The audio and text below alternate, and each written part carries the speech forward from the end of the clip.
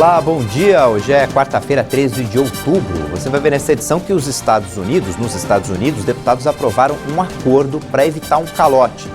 A média de mortes por Covid no Brasil segue em queda e tem ainda um alerta do INSS para golpes em aposentadorias e pensões. Mato Grosso do Sul se prepara para testar um novo medicamento para o combate dos sintomas da Covid-19. Apesar de o estado ser pioneiro nesse tipo de experimento, a baixa adesão à vacinação chama a atenção das autoridades. A secretária comenta que já está sendo feito o cadastramento de pacientes para tomar o medicamento. O contrato deve ser assinado na semana que vem e o estudo vai ser feito diretamente nos hospitais com pacientes que se enquadram nos critérios do projeto pioneiro. A Secretaria de Estado de Saúde está apoiando o projeto, a fase 3 da pesquisa, que vão identificar as pessoas que têm caso e desde que elas se enquadrem nos protocolos, né, aí ela pode vir a participar.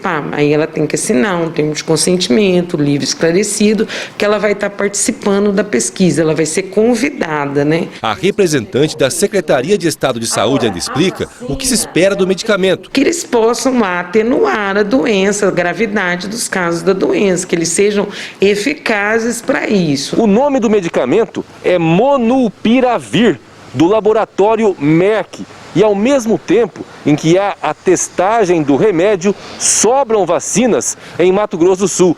16 municípios sinalizaram que não querem mais receber doses do estado. Enquanto nós temos uma população vacinável a ser alcançada, nós estaremos encaminhando aos municípios para que eles ofertem a população deles. Cristine Maimone comenta que além da busca ativa que está sendo feita pelos municípios, é importante a conscientização de que todos os dados no mundo apontam para a eficácia da vacina, principalmente quanto à gravidade dos casos. Hoje nós temos estudos em larga escala já, bastante consistentes, que provam que quem não está vacinado, ele pode transmitir mais a doença e as pessoas, você pode olhar para os Estados Unidos, por exemplo, o grande número das pessoas que vão a óbito são os não vacinados.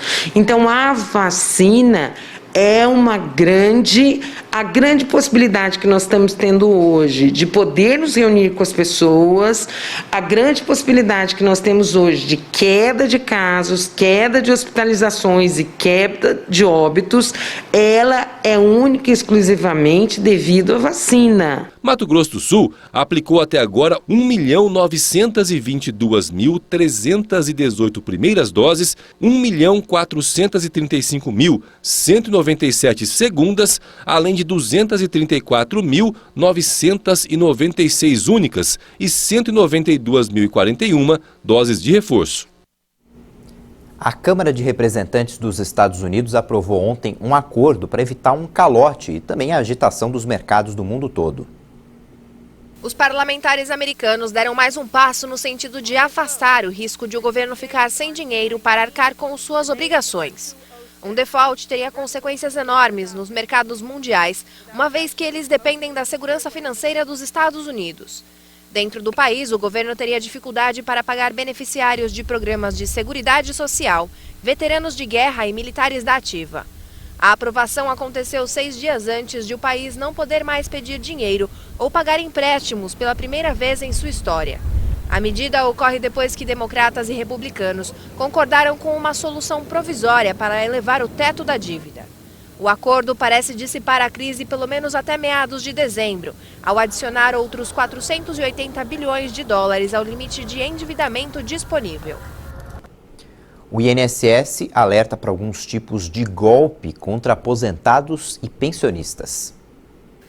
A maioria das situações ocorre por meio de ligação telefônica ou envio de mensagens por e-mail aos segurados.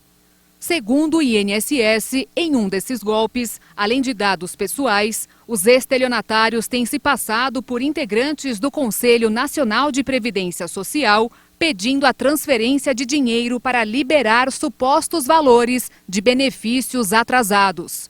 Outra prática é a da falsa revisão de benefício. Nesse caso, os golpistas afirmam ao aposentado que ele teria direito a receber valores referentes a uma revisão de benefícios concedidos em governos anteriores.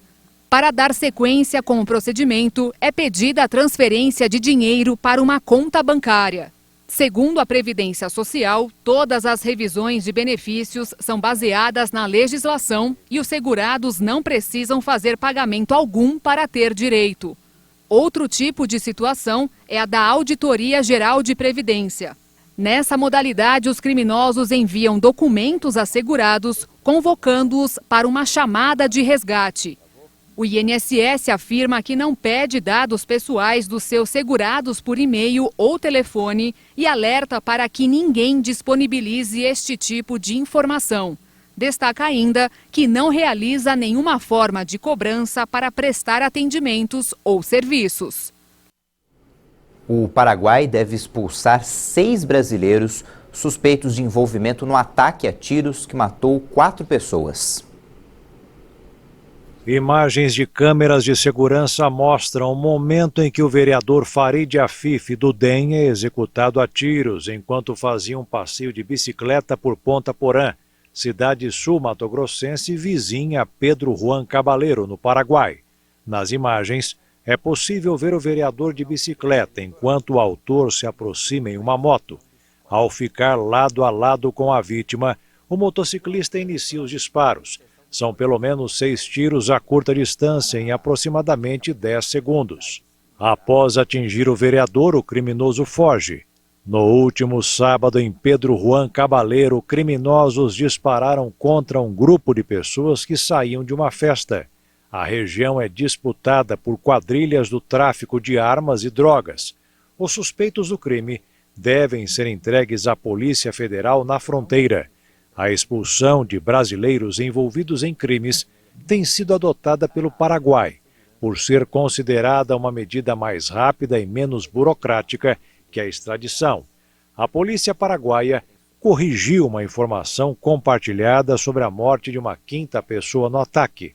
A brasileira Rafaele Alves do Nascimento, de 20 anos, está viva e segue internada em Ponta Porã. O Tribunal Superior Eleitoral iniciou em Brasília inspeções dos códigos-fontes da urna eletrônica, com o objetivo de identificar possíveis fragilidades e aumentar a segurança das eleições. Os investigadores pré-inscritos começaram a análise dos códigos-fontes da urna eleitoral e têm até o dia 22 de novembro para propor estratégias para a quebra da segurança da urna. O objetivo é identificar possíveis fragilidades e garantir melhorias. Os inscritos acompanharam uma série de apresentações sobre como funciona o sistema de votação eletrônica e os itens de segurança da urna. O código-fonte consiste em um conjunto de arquivos com todas as instruções que precisam ser executadas pela urna. Entre as informações presentes nas urnas estão as mídias sobre quem são os eleitores daquela zona eleitoral e quem são os candidatos disponíveis para aquela região. O código-fonte é o que faz com que a urna entenda que a sequência de botões apertados corresponde à votação de um candidato e torna viável a contabilização dos votos, assim como a geração do boletim da urna. O Tribunal Superior Eleitoral destaca que a urna não é conectada à internet, por isso, não é possível invasões online. Além disso, na apresentação, a equipe técnica do TSE explicou que a urna executa softwares exclusivos, indisponíveis para outros aparelhos. O SIS e o JConnect são softwares que são submetidos ao teste público de segurança no intuito de que os senhores possam encontrar ali algum ponto de melhoria para que nós possamos aprimorar e, no ano que vem, passar novamente pelo reteste para verificar se o que vocês sugeriram, o que vocês encontraram, foi realmente aprimorado pela Justiça Eleitoral e nós podemos ajustar, melhorar, aprimorar para que possamos ter uma eleição, mais uma vez, uma eleição segura. Em outras edições dos testes de segurança da urna, os hackers ajudaram o TSE a melhorar a urna com atualizações do teclado, no registro digital de voto, sistemas de áudio, criptografia e emissão do boletim da urna. O teste de segurança da urna é realizado periodicamente antes das eleições, mas este ano, novas iniciativas foram criadas para aumentar a confiabilidade do processo eleitoral. Entre elas, um convênio entre a USP e o TSE para o intercâmbio de informações e tecnologias. Além disso, o compartilhamento de dados que antes eram restritos às entidades fiscalizadoras. Na eleição de 2022, além do boletim da urna, o TSE vai publicar na internet os arquivos de registro digital do voto e os logs das urnas eletrônicas. O registro digital do voto grava de modo aleatório os números digitados pelos eleitores e o log registra tudo o que ocorre dentro da urna desde que ela é ligada. Este ano, o tempo de análise do código-fonte também foi ampliado, atendendo o pedido dos investigadores. Na semana passada, o código foi apresentado a uma comissão de transparência composta por representantes de partidos e outras instituições. Abrir o código-fonte significa colocá-lo à disposição de todos os partidos para examinarem, fiscalizarem e participarem de cada passo do desenvolvimento desse programa. João Fernando Carvalho, especialista em direito eleitoral, lembra que o começo do teste de segurança da urna é apenas a primeira fase de uma série de protocolos que garantem a segurança da urna, questionados por muitos atualmente. É bom dizer que esse é apenas o primeiro evento de uma série de eventos de segurança que são feitos rotineiramente pelo Tribunal Superior Eleitoral antes das eleições. Então, aqui haverá esse teste, não é? Essa possibilidade de confronto de especialistas com o sistema do TSE. Mas depois, durante o ano que vem, o sistema propriamente dito vai ser aberto para auditoria de partidos e de outras, de Ministério Público, de OAB, de outras instituições, até mesmo Forças Armadas. Depois há uma série de eventos num calendário até o momento das eleições, até o momento da apuração. Audiências públicas para verificação da regularidade do programa, da inserção do programa nas urnas, testes de funcionamento das urnas, testes de votação nas urnas, até mesmo no dia ou na véspera da eleição. Enfim, há uma programação extensa de testes que, inclusive neste ano, de 2021 para 2022, será reforçada para, de alguma maneira, acalmar os ânimos daqueles que duvidam do sistema eleitoral brasileiro. Depois do intervalo, a gente mostra que a média de mortes pela Covid segue em queda e a pandemia está freando a recuperação da economia mundial. Voltamos já.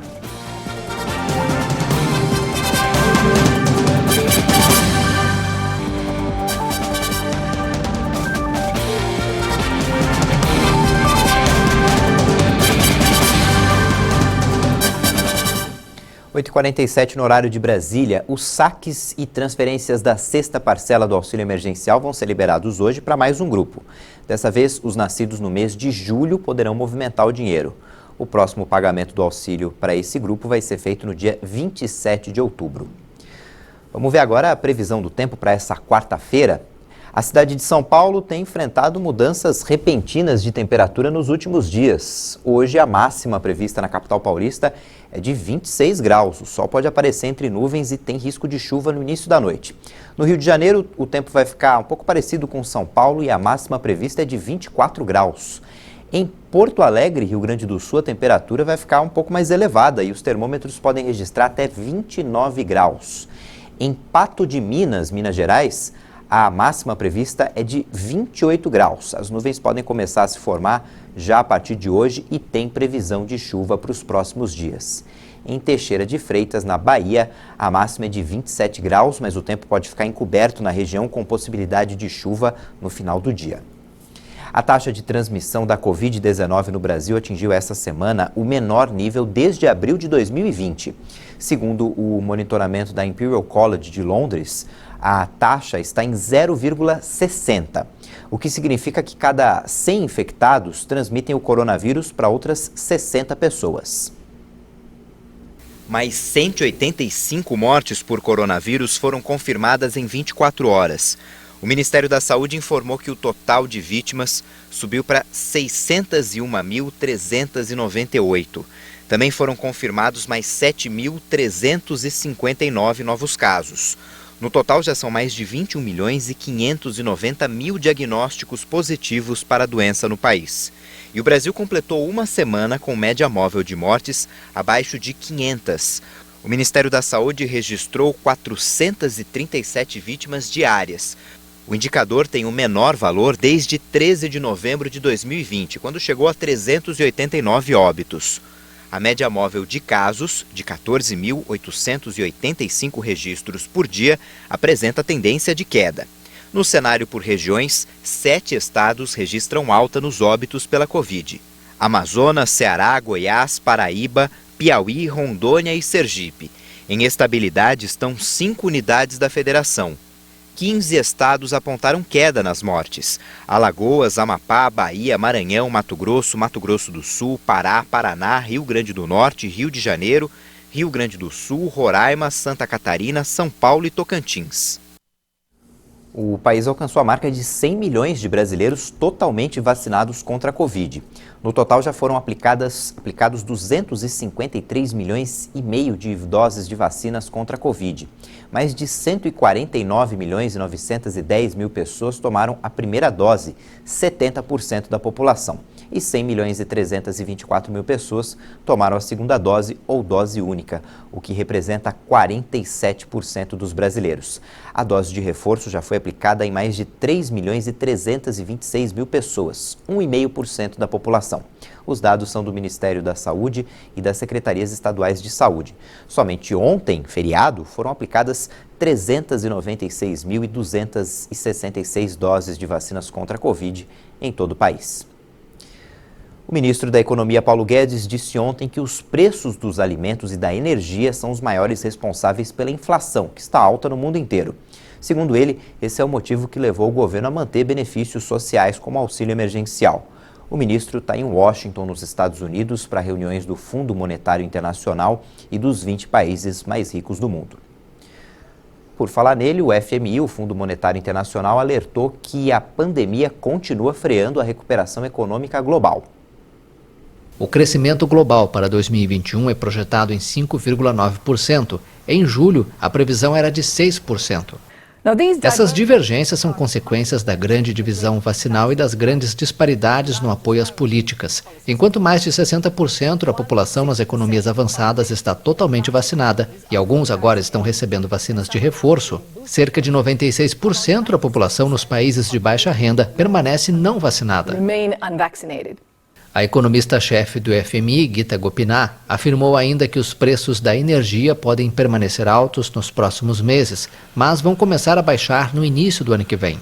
O preço do barril de petróleo disparou e já chegou aos $84 nos últimos dias. O FMI reduziu a projeção para o crescimento do Brasil em 2021. A estimativa agora é uma expansão do PIB de 5,2%. Antes era de 5,3%. A ilha grega de Creta voltou a sofrer com um novo terremoto 15 dias depois de um outro abalo. De acordo com o Observatório de Atenas, o epicentro foi no mar, cerca de 400 quilômetros a sudeste da capital grega, a uma profundidade de 8,7 quilômetros. O terremoto causou danos materiais, como o colapso de parte de uma igreja na cidade de Zirocambos, mas nenhuma vítima foi registrada, de acordo com as primeiras informações. O que posso dizer? Até as janelas foram abertas pelo tremor. Foi forte. Terremotos são frequentes na Grécia, que é atravessada por grandes falhas geológicas. Há 15 dias, outro tremor em Creta deixou um morto e uma dúzia de feridos. A União Europeia proibiu a utilização de um corante usado em doces, goma de mascar e glacê de bolo. O corante artificial, conhecido como E171, contém nanopartículas de dióxido de titânia e é bastante usado em uma ampla gama de produtos de consumo, incluindo medicamentos e cosméticos.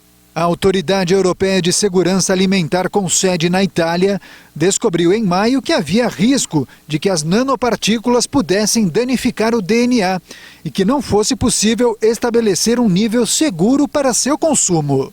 Por enquanto, a indústria farmacêutica, que também utiliza o E171 na fabricação de remédios, não será afetada pela proibição, para evitar a escassez de produtos médicos. Um grupo de astronautas simula a vida em Marte, em um deserto de Israel. A equipe vai ficar isolada até o fim do mês. Estes 6 astronautas se preparam para embarcar em uma missão diferente. Por quase um mês, até o final de outubro, eles vão reproduzir na Terra uma missão a Marte.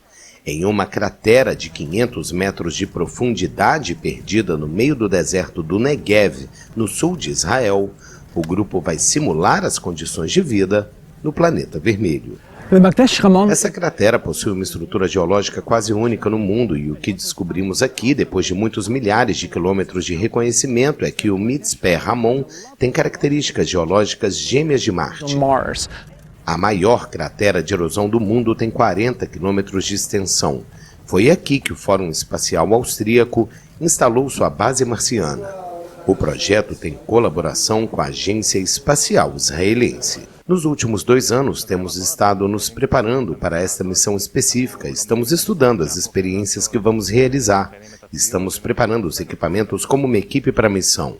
Os astronautas análogos ganham este nome por reproduzirem na Terra as condições de longas missões espaciais. Eles só podem deixar o módulo com traje espacial, como se estivessem de fato no planeta vermelho.